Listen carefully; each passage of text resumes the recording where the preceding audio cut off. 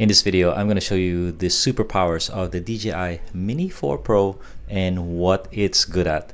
It's not the best for tracking you, following you, but for cinematic video, for grand vistas, for flying in inclement conditions, in low light conditions, it is a mighty good drone. And let me showcase to you the footage that I got in just one afternoon, one battery, flying this drone around. And if you hang out to the end, I'll give you some tips on how to get footage like this.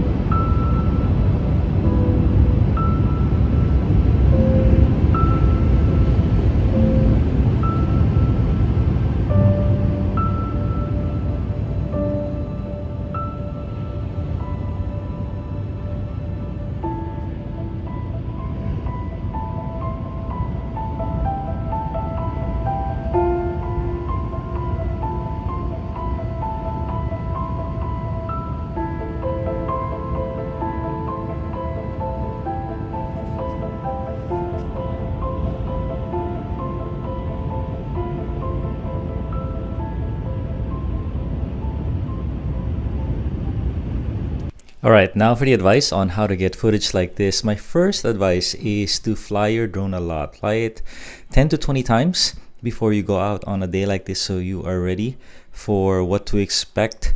Know the winds that it can handle, and the Mini 4 Pro is good with 25-mile-an-hour winds. It's got stabilization, so it's good. It's good in low light conditions. So understand it. The Neo, the DJI Neo, not so good in these conditions. That's good for following your adventures. Next piece of advice is get the extended battery for the Mini 4 Pro because you're going to need that range. You don't want it returning home when it hits half charge and there's wind that you have to deal with.